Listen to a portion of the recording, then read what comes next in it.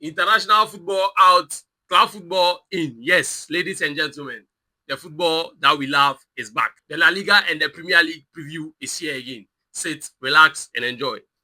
Yes, so the Premier League is back and it starts with Nottingham Forest hosting Chelsea. Early kickoff, 11:30 a.m. Ghana time. Brighton will be hosting Newcastle, Burnley versus Leeds United, Crystal Palace versus Bournemouth, Manchester City, Everton, Sunderland, Wolverhampton. Fulham will be hosting Arsenal in the London Derby. Manchester United will be going away to Liverpool in the most fierce English derby, as we all know. Yes, and then Tottenham will be hosting Aston Villa, and then finally West Ham versus Brentford. The biggest game on the English calendar, yes, Liverpool will be hosting Manchester United. Yes, this is one of the fierce rivalry we know in the English game. Most people deem it to be the biggest rivalry when it comes to English football. Yes, Liverpool will be hosting Manchester United at Anfield. Yes, on the side of Manchester United, I think they are coming back. They are coming from the back of a very good win against Sunderland. Very good performance. Everything on that game was on point. Just that they couldn't take their chances. They would have had more goals in that game. But then that was a very, very solid performance. But then I think most Manchester United fans would be very, very angry because of this international break that crossed their form, their current form or their current run. I think after that game, they were in good momentum, and then I think that should have continued. But then the international break came in, and I think there's a whole lot when it comes to this international break. We all know how things happen or how things go. You can be in very good form, you go off to the international break, you come back, and then a whole lot changes. Yeah, so I think most Manchester United fans were very, very sad because of this international break, because they felt Liverpool were in bad form, and then I think United would have taken advantage of how badly Liverpool was playing. But then on the side of Liverpool, they also may be very happy because of this international break, right? It's two sides. On the side of Liverpool, I think they are going to be very happy because of this international break. I think they are going to take a break, relax their nerves because they are in a very bad form. They are currently all their run, the current run they are in is very bad. Coming back from 3 straight defeats, Liverpool of all people. Yeah, so I think Liverpool and Slot and his current team will be very happy with this break. At least it's going to give them some kind of break for them to relax, restructure, refresh, and then come back again. Especially playing at home. I think it's going to be a very good thing for them. I think Liverpool and then their fans are really going to be happy about this because the current form they are in is so poor. Yes, so United, who are currently 10th on the league table with 10 points, are just 5 points behind Liverpool, who are second with 15 points. Yes, as we all know, this season, Liverpool haven't really been in the best of form. They've won most of their games though, but then the kind of way, the Liverpool way that we know, hasn't really manifested so far this season. Yes, and Ancelotti and his guys are really looking forward to this game to impress their fans because for about a month or a few now, I think they haven't really impressed their fans. Yeah, so with this, I think this game is going to be a very good opportunity for Liverpool to come in hard again, especially playing at home and in this kind of fixture, right? So winning this kind of game is going to be some kind of morale boost for this Liverpool setup, right? Because being second behind Arsenal isn't so bad, but then the kind of way Liverpool want to play hasn't really manifested, as I said earlier. Yeah, so I think this game is going to be a very good one to watch. But then on the side of United, going to Anfield, United haven't won a game at the Anfield since 2016. Since 2016, United have never won at Anfield. And looking at how inconsistent Manchester United is, I don't I don't know. Football happens though, but then with the kind of form United are in, they are so inconsistent. And they still haven't won 2 consecutive games under Ruben Amorim yet. So I don't think Liverpool are going to be the team to allow Manchester United to win 2 consecutive games on, especially playing at home, right? But then in football, a whole lot happens. Manchester United are currently in good spirit after that win against Sunderland. They really played well. But then Liverpool also playing at home. It's a very big deal. Where United haven't won in the league since 2016. So how do you think United are going to go about this to get that win? We can have a conversation in the comment section. Now, with Liverpool, Mo Salah, their marksman this season, has been off. Mo Salah has been off. But then there's one interesting stat when it comes to Mo Salah and Manchester United. He is the player who has scored the highest number of goals in history against Manchester United. 13 goals. Yes, Mo Salah has scored 13 times against their fierce rival, Manchester United. So, can he continue this wonderful run with the kind of form that Liverpool and Mo Salah are both in? Currently, it seems the whole Liverpool team isn't really doing well, right? So, if it's reflecting on Mo Salah's performance. So, can Mo Salah continue his wonderful scoring run against Manchester United? Let's see what happens on Sunday. Yes, but then personally, I think with how bad Liverpool have played this season, I think there's a way out for Manchester United. And I think that way, for me, that's what I think do. That way for me is only if Manchester United take their chances. Liverpool haven't really defended very well this season. They are very poor at the back, especially with the likes of Frimpong, Kekes coming in. I think they haven't really settled in at the back yet. So it has made Liverpool very weak at the back so far this season. And with Manchester United, we all know Manchester United. They create chances, right? They create chances. If you look at the stats so far this season, I think the whole of the Premier League, they are the team with the highest number of chances created, right?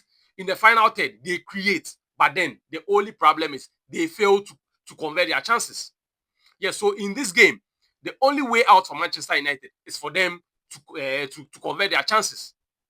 If they do this, I think that's a very big advantage for them because they do create chances, and Liverpool are very bad at the back so far this season.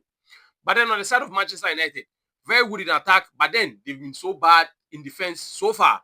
But then with the introduction of Senny Lamens, I think it has brought some kind of energy, has brought some life into the United defense.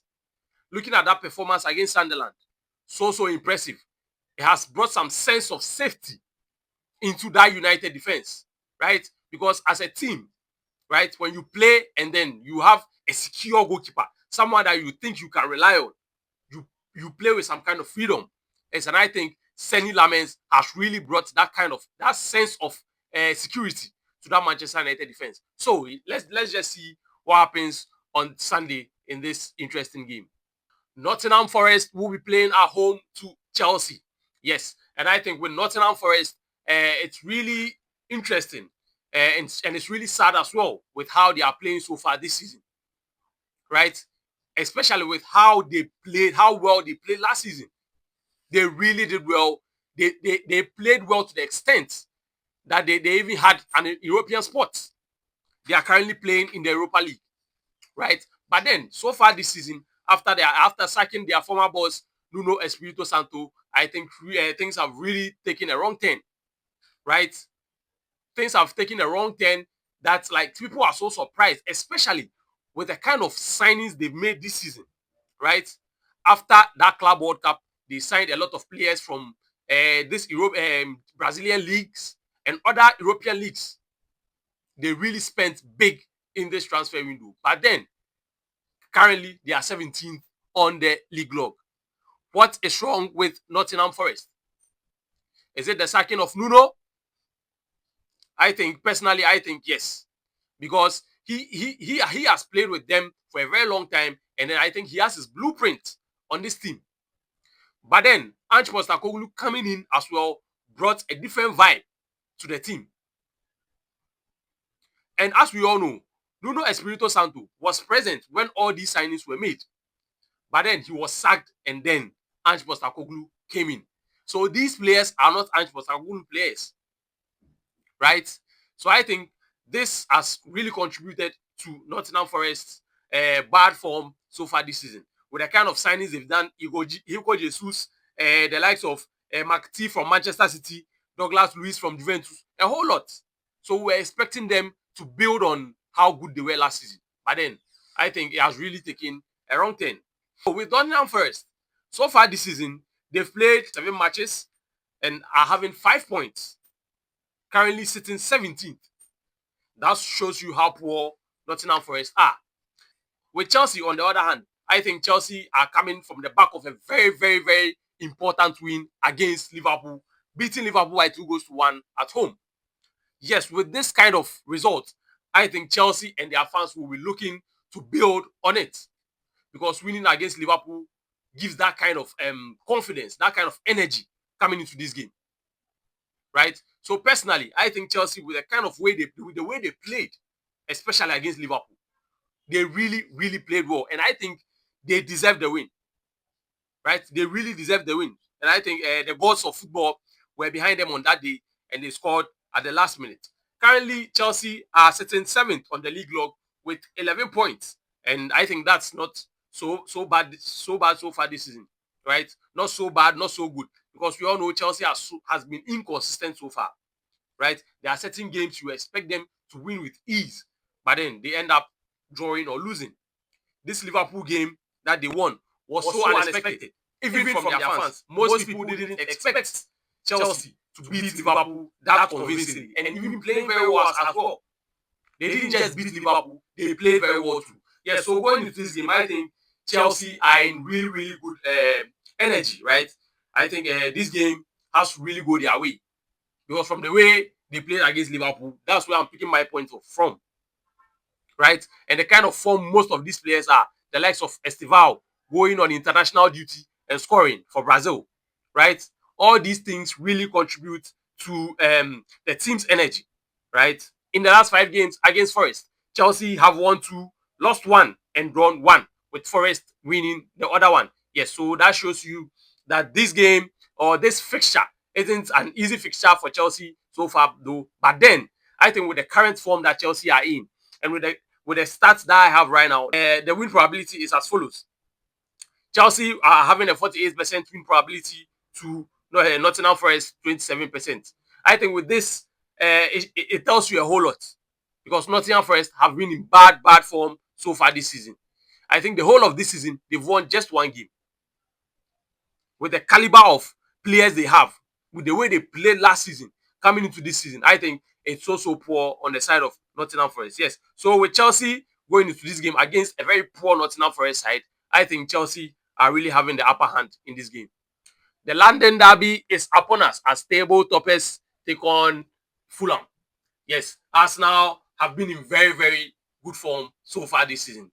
Yes, we all know how Arsenal have been playing, but then at the start of the season, it was a little bit shaky, because we all know they had a little bit of injuries, right, to most of their key players. But then most of them are back now. The likes of Saliba, the likes of Saka, all of these players are in now.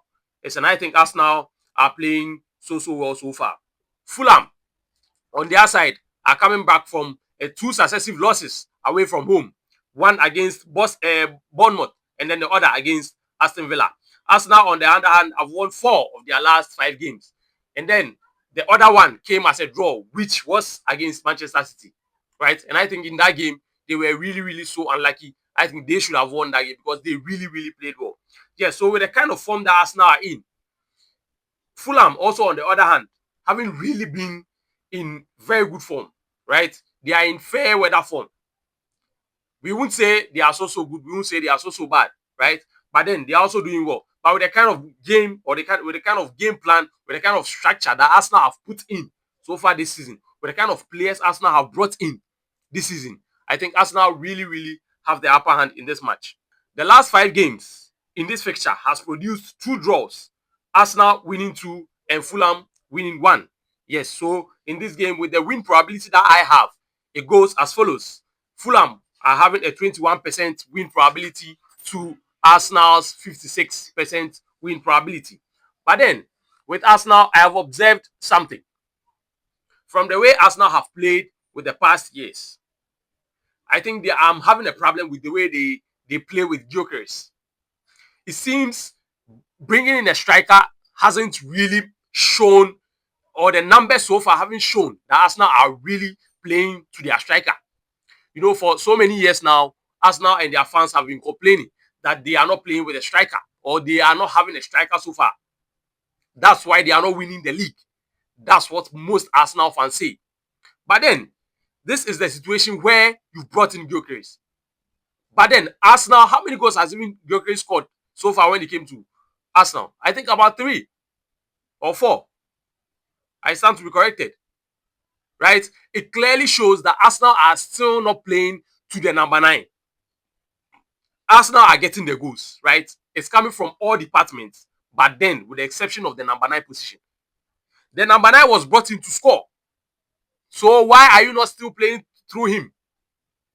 Right? So there may still be a situation that Arsenal are still not going to win this league. Because you've been complaining about a number 9 and then he has been brought in, but you are still not playing to him. So what else do Arsenal fans want? Right? Anyways, it's all good since the results are coming so far currently. It's not going to be a problem. But then there may be a time where results may not be coming. And I think this issue I'm raising is going to be a very big concern. But then, currently with this game so far against Fulham, I think it's being a London derby. It's going to be a very tough one, as it is always, especially playing at the Craven Cottage. Right? It's one of the toughest places to play. But then currently with how Arsenal are playing, with the kind of form that they are in, I tip Arsenal to get a job done because they want to maintain their position on top of the league log. Now, let's go to La Liga. Let's focus on the 2 top guns, Real Madrid and then Barcelona. But then let's start with Barcelona. Highline FC. Highline FC are back, my nigga. Highline FC. What do you have for us this weekend? I think Barcelona coming into this current weekend from the back of a very disappointing loss are really, I don't know how to say this, but then I feel they are really going to destroy Girona this weekend, right? With how disappointing they were last week against Sevilla, right? Against this poor Girona side. Plus Lamine Yamal, we hear Lamine Yamal is coming back, right? Plus Barcelona wants to be on top of the league log, right? I think Barcelona are really going to get the job done. But then, with the head-to-heads, it says a different story because both teams have won 2 games each in the last head-to-heads. In the last 5 games, they've won 2 games each with one ending in a draw. But then, with the way Girona are playing so far this season, I don't think head-to-heads are really going to say a lot in this game because I think Barcelona are too good currently and are going to do everything to win this game. Now, Girona so far this season have played 8 games, right? Have won 1, drawn 3, and lost 4 games, right? Barcelona, on the other hand, are currently second and are doing everything to knock off Madrid off their perch at the top of the table, right? So I think Barcelona are really, really going to do a whole lot, are going to do whatever it takes, right, to win this game, especially losing last week's game or last 2 weeks' game against Sevilla. Barcelona are really going to do whatever it takes. They are not going to allow 2 successive losses or a loss and a draw, right? Especially playing at the Johan Cruyff Stadium. So I think Barcelona are really, really going to go in very hard and win this match, especially with their marksman Lamine Yamal back in contention for this match. A very comfortable fixture for Real Madrid as Real Madrid have won all last 5 games against this weekend's opponent. Over the years, we know Jose Jimenez's team have really been a very strong side, especially playing at home. But then, currently, they are so poor, right? For about since last season coming into this season, Getafe have not really been that solid when playing at home. Their form has been really, really shaky, right? But then, coming against this strong Real Madrid side, a side who have lost only 1 game so far this season, which came against Atletico Madrid away, I don't think Getafe have a lot to do, right, against this Real Madrid side. When it comes to controlling the game, we know Getafe isn't that good at doing that. They are a team who likes to soak the pressure and then hit you on the counter. They don't really control games. They don't have that quality to control games against a side in the caliber of Real Madrid, right? So I think in this game, Real Madrid really are going to control this match, right? They have a lot. They have what it takes to control the match and then win the games. Up front, they also have their marksman Kylian Mbappe currently in very, very good form. The likes of Vinicius who isn't so much, he's in a fair weather form though, but then with the kind of quality he has, he can deliver on any day. Rodrigo on the other side, we still have the likes of Mastantuano also in good form currently. Madrid are really playing well, right? So I think this Getafe team aren't going to really be a very tough game for Real Madrid. The last time Getafe beat Real Madrid was at the Coliseum in 2022.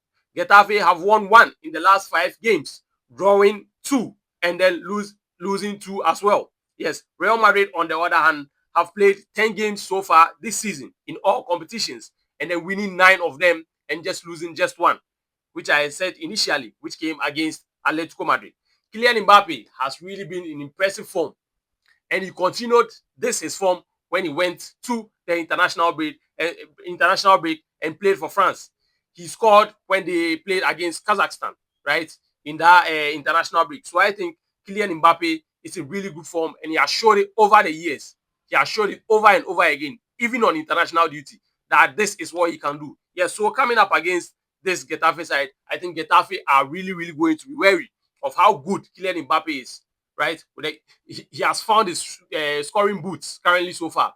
At the moment, I think he's one of the best scoring strikers so far this season with the way he's firing. Right, with this fixture, in previous years, I would have tipped it to be a tricky fixture for Real Madrid, right? With the way Getafe used to play back then at home. But then, with how poor Getafe have been, I think from last season to this season, I don't think this game is really going to be a big deal for Madrid. Yes, so I tip Xavi Alonso and his men to get all 3 points and maintain their position on top of the La Liga table. Who do you think are going to be the biggest winners in this weekend's games? Is Manchester United going to surprise Liverpool? Is Nottingham Forest in the early kickoff going to do some magic? Is Arsenal also going to continue with their wonderful form? Let's meet in the comment section and share our thoughts. See you next time.